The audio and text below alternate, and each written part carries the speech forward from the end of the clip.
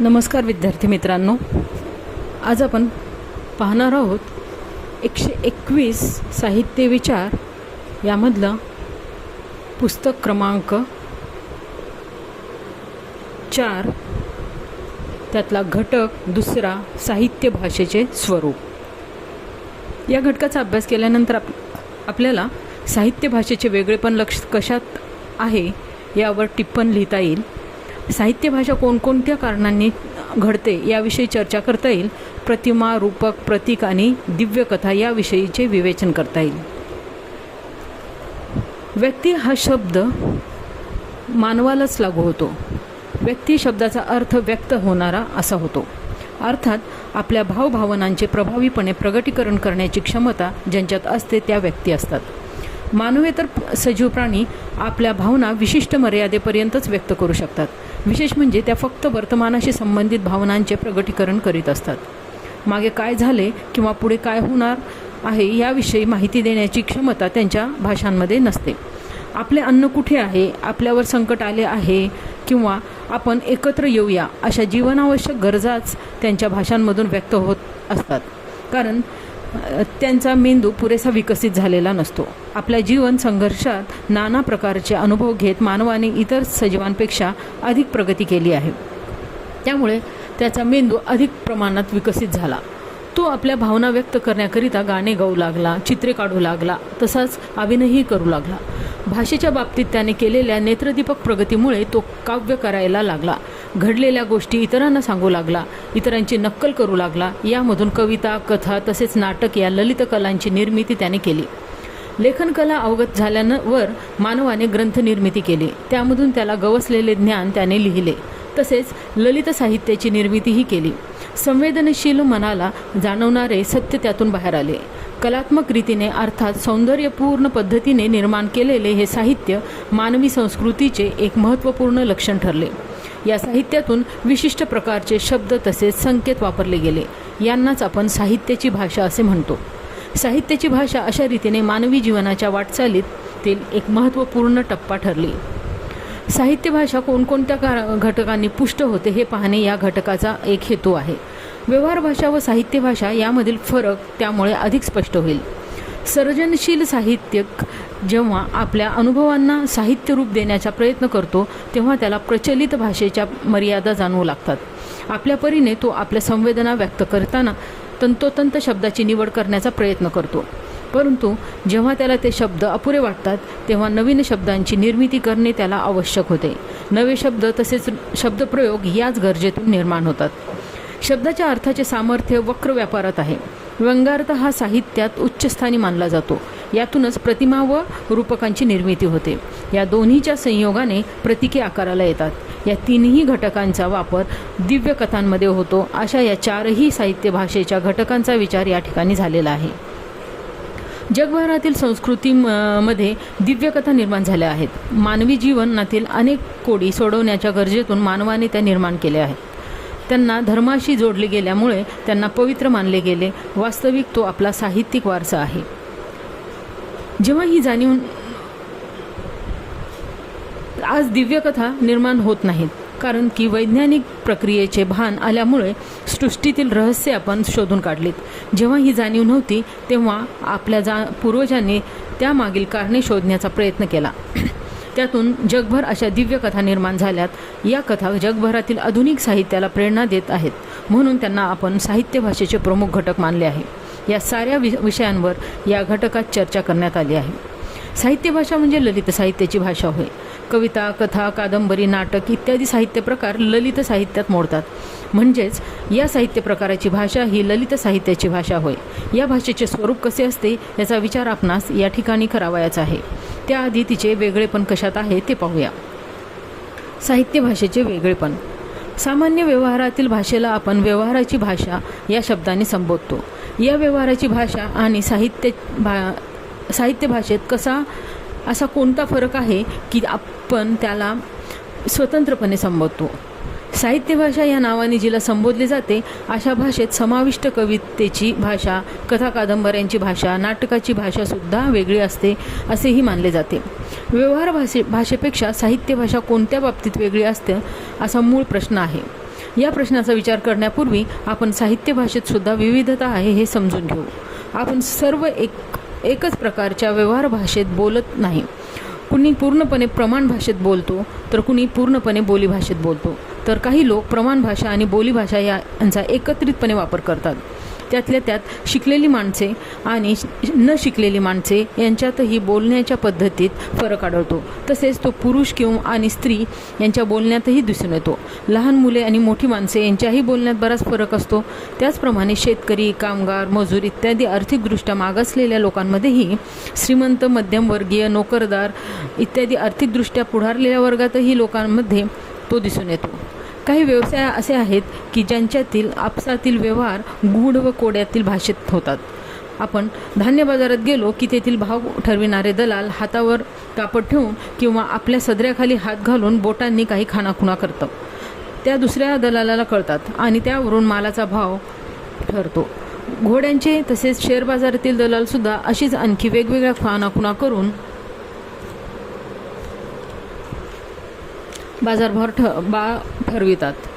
आपण आपसात बोलताना जे शब्द वापरतो त्या शब्दांचा उच्चार करताना सुद्धा उच्च स्वर, मध्य स्वर, नीच स्वर असे स्वरांच्या उच्चारातील फरक जाणवतो.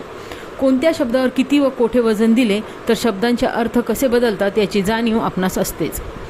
आपले बोलणे आकर्षक व्हावे याकरता विशिष्ट प्रकारचे वाक्प्रचार व म्हणी आपण वापरीत असतो. यामधून लक्षणा व व्यंजना या शब्दशक्ती कळत नकळत वापरात येतात. या सर्व गोष्टींचा विचार केल्यास आपणास प्रश्न पडेल की ही तर साहित्याची भाषा नव्हे का? मग तिला व्यवहार भाषा का म्हणतात? ज्या अर्थी असे दोन शब्दप्रयोग आपण करतो त्या अर्थी त्यांच्यात निश्चितच काहीतरी फरक असला पाहिजे. तो फरक कोणता हाच तर आपला प्रतिपादनाचा विषय आहे. आपण यापूर्वीच्या घटकामध्ये पाहिले की एकच भाषा वेगवेगळ्या रीतीने कार्य करत असते. व्यवहारात, शास्त्रीय विवेचनात आणि साहित्यात ती त्या त्या क्षेत्रातील गरजांप्रमाणे वापरली जाते. शास्त्रीय भाषा ही वैज्ञानिक परिभाषेत लिहिली जाते व तिला विज्ञानाची शिस्त बंधनकारक असते. व्यवहार भाषा ही व्याकरणाची शिस्त पाळून वापरली जाते. तिच्यात बोलीचाही समावेश असतो. प्रत्येक बोलीला स्वतःचे स्वतंत्र व्याकरण असते. अशाच एखाद्या बोलीला अनेक ऐतिहासिक कारणांनी प्रमाण भाषेचा दर्जा मिळतो. राजव्यवहारात, प्रसारमाध्यमांमध्ये तसेच पाठ्यपुस्तकात ती वापरत असल्यामुळे ती सर्वांपर्यंत पोहोचते. मराठी भाषेच्या प्रारंभकाळी अशा अनेक बोलीभाषा प्रचारत होत्या. त्यापैकी काही बोलीभाषांमध्ये ग्रंथनिर्मिती झाली. मराठीतील पहिला ग्रंथ गद्यग्रंथ म्हणून लीलाचरित्राचा उल्लेख होतो. तो तत्कालीन वऱ्हाडी बोलीत लिहिला गेला आहे. तसाच मराठी काव्याचे वैभव म्हणून ज्या ज्ञानेश्वरीचा उल्लेख होतो ती तत्कालीन मराठवाड्यातील बोलीमध्ये रचली गेली आहे. अशा या भाषेत ज्ञानेश्वरांनी साहित्यरूपी सोन्याची खाणी निर्माण करण्याचे आश्वासन आपल्या श्रोत्यांना दिले होते. ही देशी भाषा सर्वांना वेड लावली तसेच साहित्याचे सौंदर्य वाढवेल अशी आशा पल्लवित करताना ज्ञानेश्वर म्हणतात, दाऊ वेल्हाळे देशी नवी, जे साहित्य योजावी, अमृता ते चुकी ठेवी, गोडी सेपणे.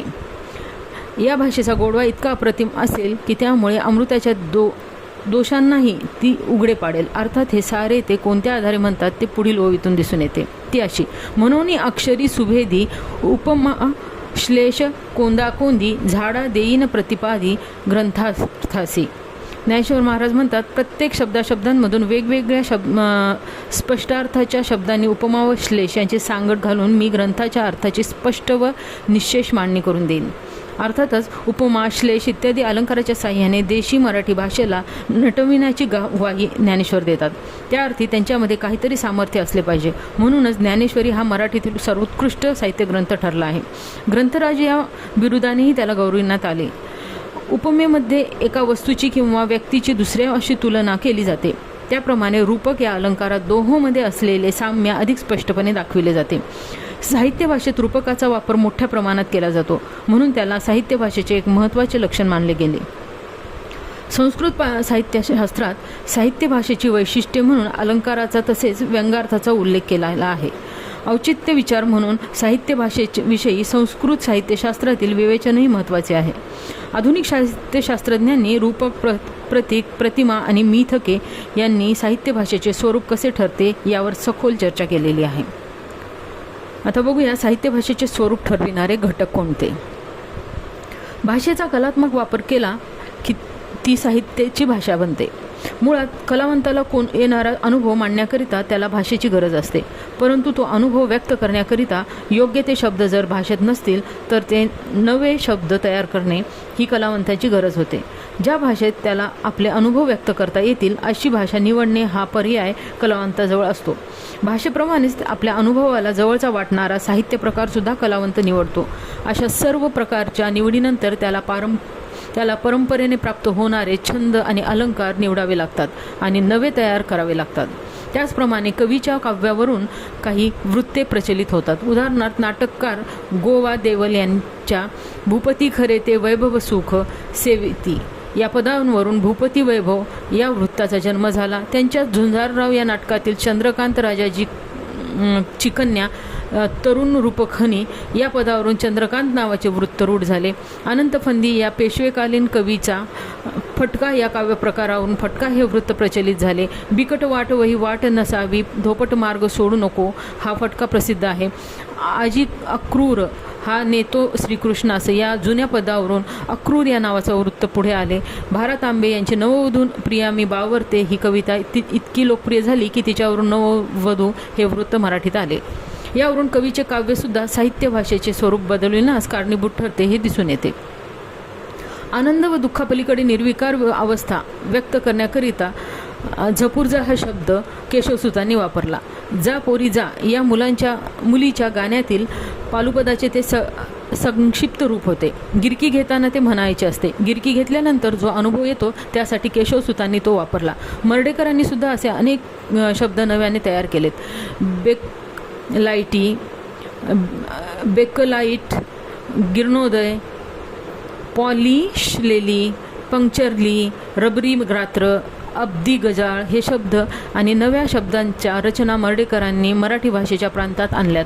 कवी आणि असे नवनिर्मितीचे कार्य करू शकतो त्यामागे त्याची प्रतिमासृष्टी कारणीभूत असते. म्हणून प्रतिमा हे साहित्य भाषेचे एक महत्त्वाचं गमक ठरते.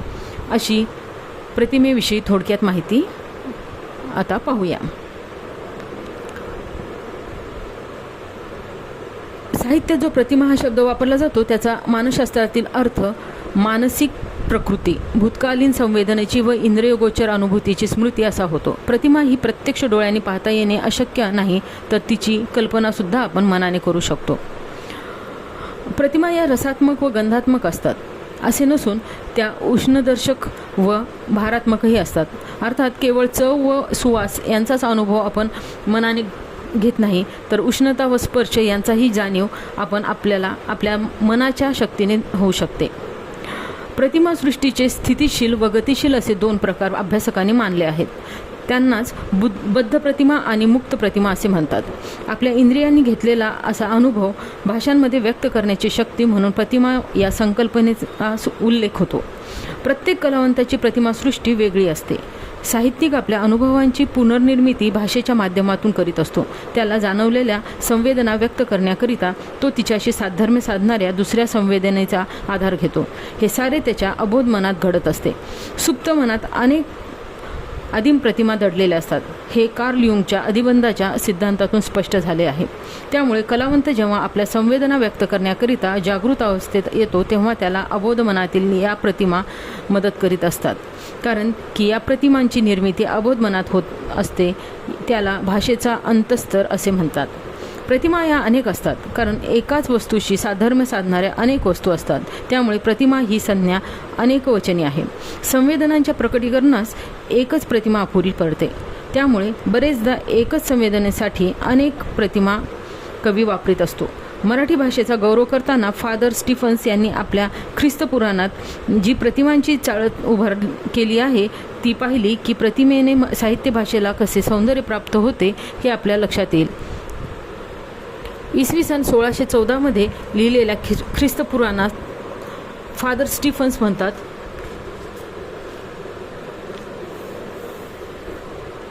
जसा दगडाच्या खड्यांमध्ये रत्नाचा खडा किंवा रत्नामध्ये निळा हिरा म्हणजे नीलमणी सर्वात उत्तम असतो तशी सर्व भाषांमध्ये उत्कृष्ट भाषा मराठी आहे. ज्याप्रमाणे फुलांमध्ये सर्वात सुगंधी फूल मोगऱ्याचे किंवा सुगंधामध्ये कस्तुरीचा सुगंध सर्वोत्कृष्ट असतो तशी सर्व भाषांमध्ये सुंदर भाषा मराठी आहे.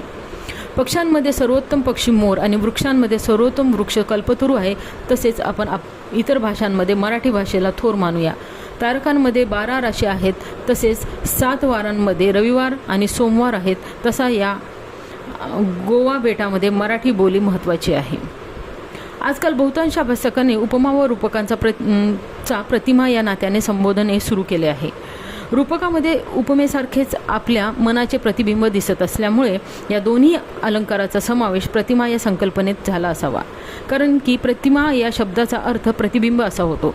मानसशास्त्रामध्ये प्रतिमेची व्याख्या इंद्रिय संवेदनांची स्मृतिरूप प्रतिकृती म्हणजे प्रतिमा अशी केली आढळते. आपल्या इंद्रियांनी घेतलेल्या अनुभवांच्या स्मृती आपल्या मेंदूमध्ये साठवलेल्या असतात. त्यांना साहित्य शब्दरूपात चित्रित केले गेले की त्यांना प्रतिमा या संज्ञेचे संबोधले जाते.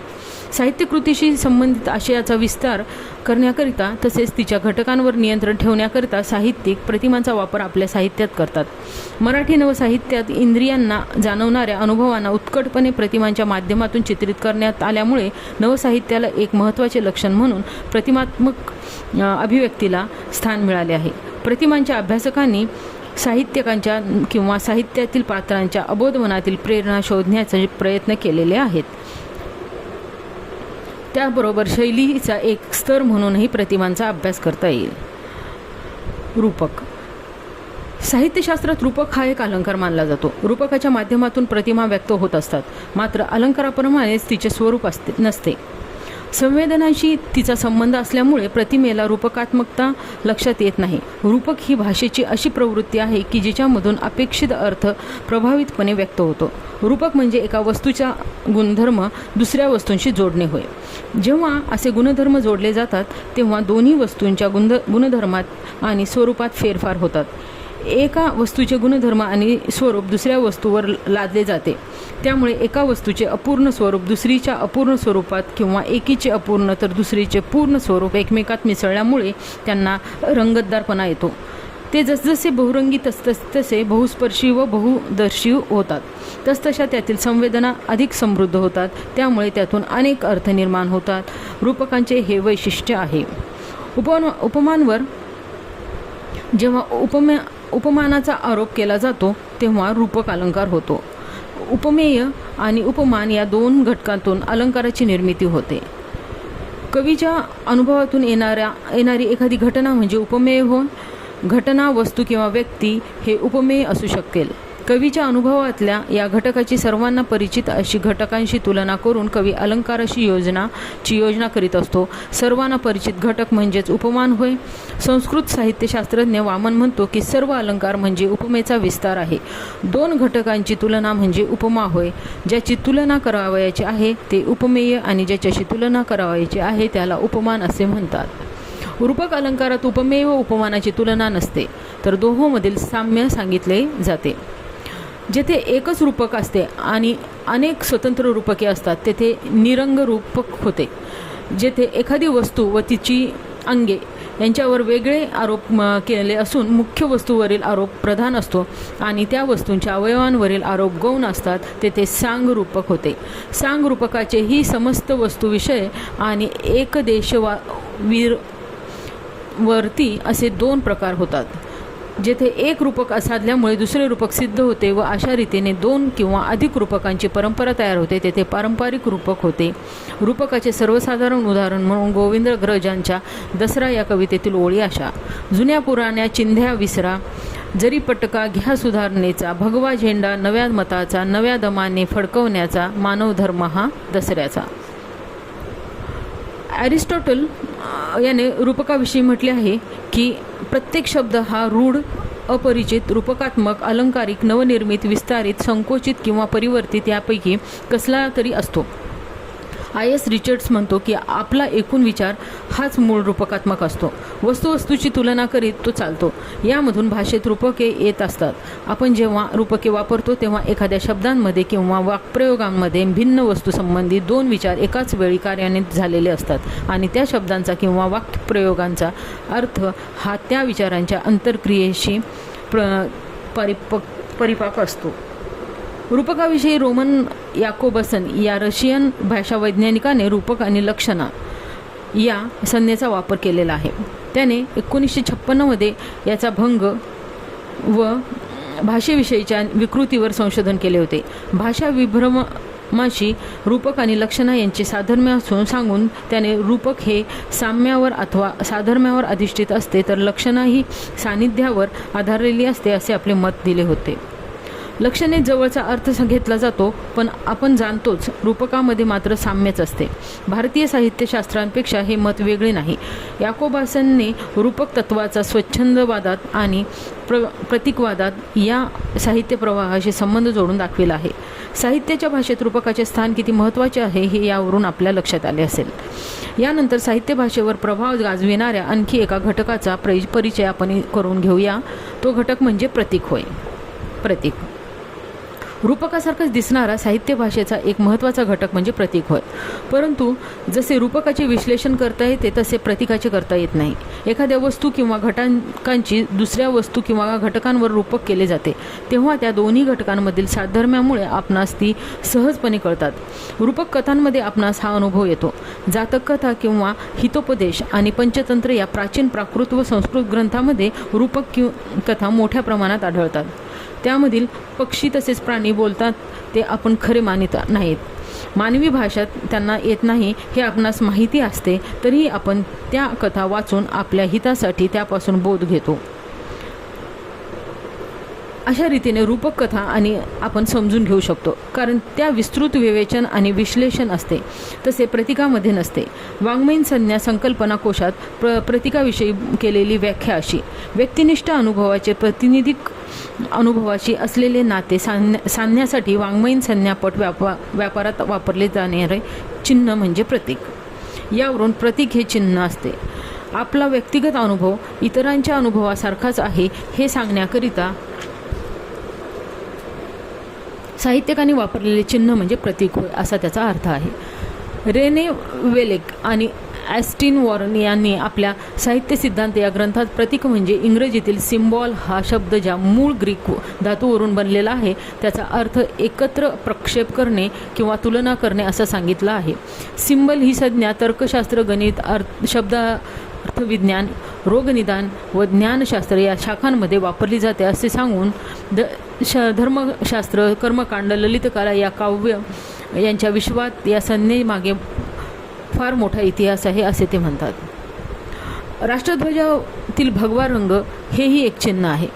तसेच पांढरा व हिरवा, पांढऱ्या रंगावरील अशोक चक्र हेही एक चिन्हच आहे. परंतु ही चिन्हे कशाचा बोध आपणास करून देतात याचा विचार केला तर आपणास थोडे खोलात जावे लागेल.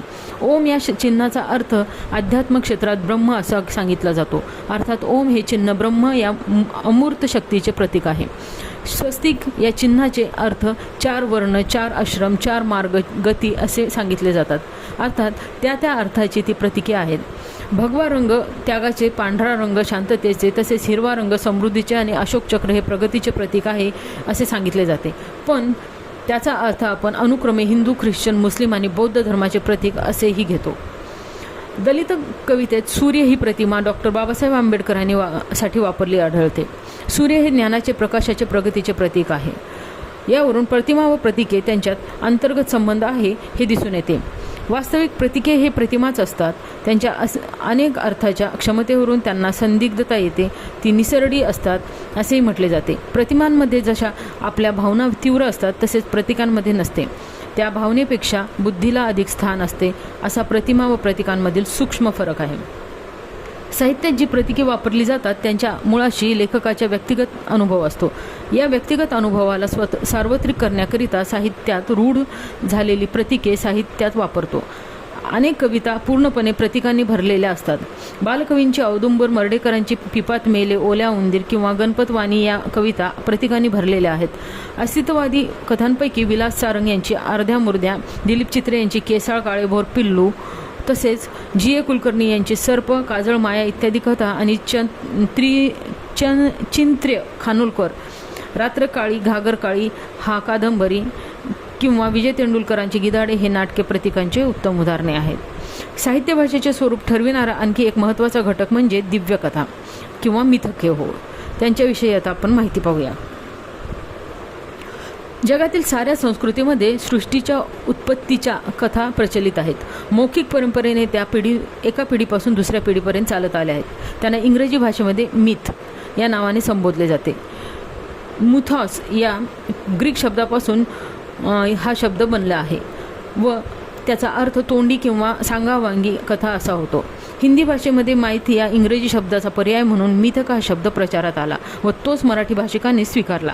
हा शब्द प्रामुख्याने धार्मिक कर्मकांडाशी संबंधित कथांसाठी वापरलेला जात असतो, म्हणून त्यासाठी पुराणकथा हा पर्यायी शब्द मराठी समीक्षक व विचारवंतांनी वापरला. त्यातून केवळ पुराणातल्या कथा एवढाच अर्थ निघत होता. त्यामुळे या शब्दाला पर्यायी शब्द शोधण्याचा प्रयत्न झाला. त्यातून दिव्यकथा, पुराणकथा, प्राककथा इत्यादी संज्ञा निर्माण झाल्या. मराठी भाषेत सर्वप्रथम मिथ आणि दिव्य इतिहास हा शब्द दी.के. बेडेकर यांनी वापरला. असे पर्यायी शब्द शोधण्यामागे एक महत्त्वाचे कारण होते व ते हे की मिथ या इंग्रजी शब्दाच्या वापरातून संस्कृतमधील मिथ्या हा अर्थ सूचित होत होता. त्यामुळे या कथा खोट्या आहेत असा समज निर्माण झाला होता. वास्तविक या खऱ्या नाहीत, तशाच खोट्याही नाहीत, तर भूतकाळातील वास्तवावर अद्भुताचे वेष्टन लावून वावरणाऱ्या त्या काही प्रमाणात खऱ्या तर काही प्रमाणात खोट्या आहेत. मानसशास्त्राचा प्रमुख आधार घेऊन पुढे आलेली अधिबंध ही संकल्पना या शास्त्राचे वैज्ञानिक विश्लेषण करते. सिगमंड फ्राईडने मनोविश्लेषणाच्या आपल्या प्रयोगातून प्रारंभी मिथकांचा अभ्यास केला. त्यानंतर फ्राईडच्या शिष्य सहकारी कार्ल गुस्ताव युंग याने सामूहिक अबोधाचे सिद्धांत मांडला. त्यातून अधिबंध ही संकल्पना पुढे आली. युंगने मानवी मनाचे 3 स्तर मानले, त्यापैकी सबोधमन, वैयक्तिक अबोधमन आणि तिसरा सामूहिक अबोधमन. युंगच्या मते सामूहिक अबोधमनातल्या काही गोष्टी सबोधमनातल्या कक्षेत कधीही येत नाहीत. या सामूहिक मनातील द्रव्याला त्याने अधिबंध हे नाव दिले. त्याच्या मते माणूस अधीम अवस्थेत असताना त्याने जे अनुभवले ते त्याच्या मेंदूत साठवले जात होते. त्याचे अनुभव व त्याच्या मनात त्याच्या ज्या प्रतिमा तयार झाल्या त्याला युंगने अधिप्रतिमा या नावाने संबोधले. सृष्टी निर्मितीचे रहस्य उलगडण्याचा आदिम मानवाचा प्रयत्न म्हणजेच दिव्यकथा होय. आज मानवाने सर्वच क्षेत्रात प्रगती केली आहे, त्यामुळे त्याला प्रत्येक गोष्टीमागील कारणे माहीत झाली आहेत. वैज्ञानिक प्रक्रियेचे भान आल्यामुळे आलेल्या समाजात दिव्यकथा निर्माण व्हायला वाव नसतो. त्यामुळे पूर्वीसारख्या पुराकथा किंवा प्राककथा निर्माण होत नाहीत. पुरा व प्राक या शब्दाचा अर्थ प्राचीन असा होतो. त्यामुळे प्राचीन धार्मिक कथांना पुराकथा किंवा प्राककथा हे 2 शब्दांनी अलीकडे संबोधले जाते. वैदिक साहित्यातील इंद्र, वृत्त संघर्ष, समुद्रमंथन, जन्मजयाचे सर्पसत्र इत्यादी कथा आज निर्माण होणे शक्य नाही. परंतु अशा कथांवर आधारित कथा, कविता, कादंबऱ्या व नाटके मात्र लिहिली जात आहेत. वि. स. खांडेकरांची ययाती, शिवाजी सावंतांचे मृत्युंजय, तसेच योगेश्वर श्रीकृष्ण किंवा भैरप्पांची पर्व या कादंबऱ्या महाभारतावर आधारित आहेत. विशेषतः ज्या अधिबंधाचा युंगने उल्लेख केला त्यातील वृद्ध म्हाताऱ्याचा अधिबंध, विदूषकाचा अधिबंध, महानायकाचा अधिबंध तसेच स्त्री पुरुष संबंधातील अनिमा व अनिमस हे अधिबंध वैश्विक आहेत. यावर आधारित आधुनिक काळातील साहित्याला कोणत्या शब्दाने संबोधावे हा प्रश्न निर्माण झाला तेव्हा पुराकथा किंवा प्राककथा या शब्दाचा वापर अभ्यासकांनी करणे चालू केले.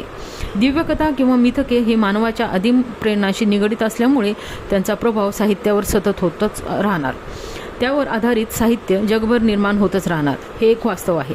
साहित्य भाषेत त्यांचा आढळ सतत होतो राहिल्यामुळे साहित्याला सतत चैतन्य प्राप्त होणार यात शंका नाही. या दृष्टीने या ठिकाणी आपण दिव्यकथा व मिथकांविषयी थोडक्यात माहिती पाहिली. धन्यवाद.